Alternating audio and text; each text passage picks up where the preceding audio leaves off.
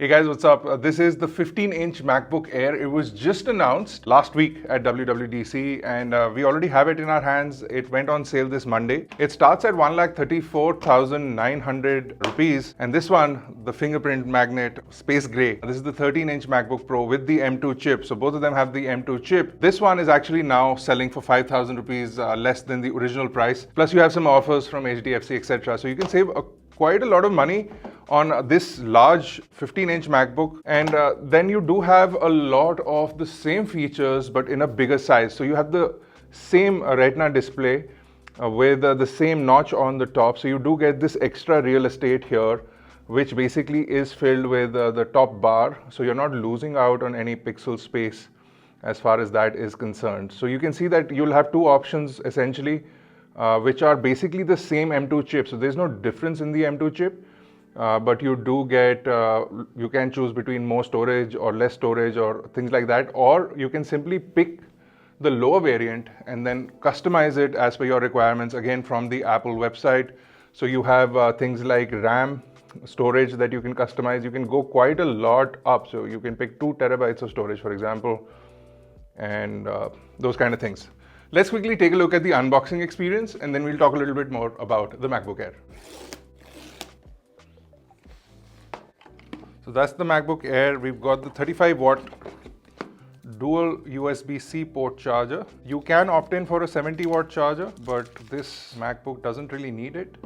So you're good with this one. Plus with this one, you get an additional port. So if you have an iPhone or if you have an Apple Watch or anything that uses a USB-C port to charge, this can work as a really good device for that. Some silver colored Apple stickers. This is new. And then nothing else. Of course, the charging cable, so you need that for sure. So this has the gold color, which matches. Oh, are these stickers gold? They are actually gold. That is nice. So it's the color of the MacBook Air. Was this the case with the previous MacBook Air as well? So really nice color, subtly gold, not overly in your face. I really like it. And then the one finger lift up and the auto start. So the larger 15-inch MacBook Air weighs in at 1.5 kilograms, whereas the 13-inch one was 1.24 kilograms. So you do have a slight increase, about 300 grams in terms of weight, but you're getting about 18 hours of battery life. So they filled up the space with bigger batteries because essentially the board would be the same size, which would be this tiny little board at the back, which has the M2 chip. If you want to see a teardown of that, you can do that. You have a Face ID Full HD camera over here. But this is more or less a really useful laptop for a lot of people. If you're a creative, if you're a photographer, amateur photographer, semi-professional photographer, if you're a business person, this is exceptionally good for all of those things. You have a really nice build quality, a good keyboard, a nice and large Apple trackpad, which has multi-touch gestures, one of the best trackpads in the business. And then it has a whole lot of performance in there as well. So we have the unboxing of this MacBook Air sort of in Final Cut over here, and you can see that scrubbing through this, you're not getting any lag whatsoever. This is 4K 60 FPS footage, and then I can also add effects and color corrections to this almost instantaneously. So if I have to go and change the look, I can simply attach, and you can see how easily it changes the look. So I've added this filter over here, and instantly you get that filter, it instantly starts to play. So it's not a lacking machine in terms of its capability. It's not actively cooled, and that's what the MacBook Airs have been for a very long time. But with Apple Silicon, it manages the heat really well. And while you may see a little bit of a drop in performance in comparison to a MacBook Pro, by itself, it is much more capable than most other ultra light or thin and light laptops that you can get, simply because of the Apple Silicon and its optimization in this. So here's an image that we have in Pixelmator, and you can see how quickly I can zoom in. Again, very seamless with the trackpad. I can go here. If I want to remove this car from this image, I can simply do this. Gone. Fix this a little bit. Done. Now if I come back out, I have a clean image. So, I mean, if you're an editor, if you have Lightroom, things like that, that will be managed on this really well. And again, the thin and light nature of this, the portability of it is what makes it unique.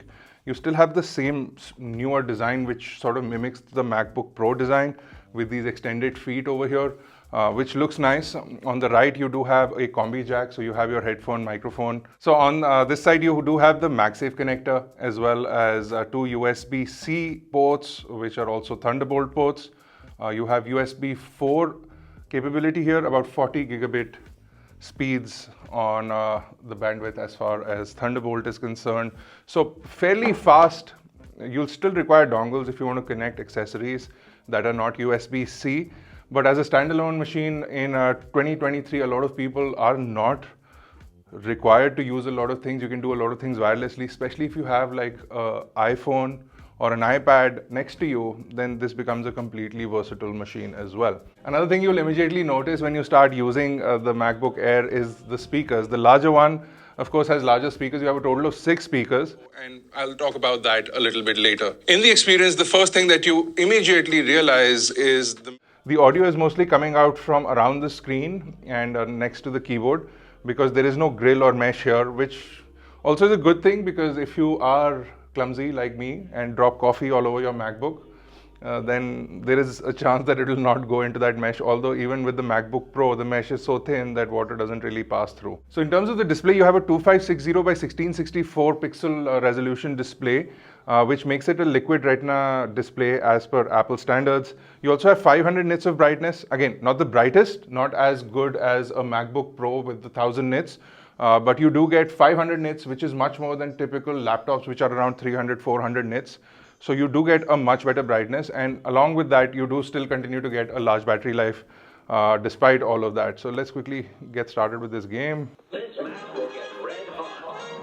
You're up. A few moments later.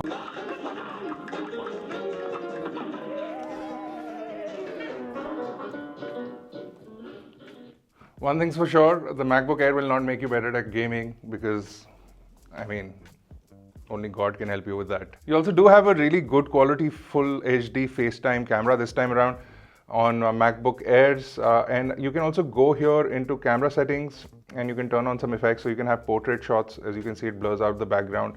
It does a fairly good job of it despite moving around. It doesn't have center stage like iPads do, but you can attach a camera or your iPhone with a few accessories that are available, or you can just put your iPhone like this, and that will give you center stage capabilities if you use the ultra wide lens. So you can use continuity camera if you have an iPhone, or if you have an iPad, you can use center stage on the iPad. MacBooks presently do not have it, and I don't know why they don't enable it, but MacBooks presently do not have it.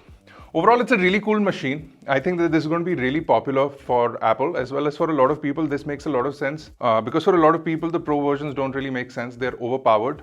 I really like the Starlight color. That's the gold color over here. And this space gray also I really like, but as you can see, it's a fingerprint beast, not even a magnet. It's a fingerprint beast.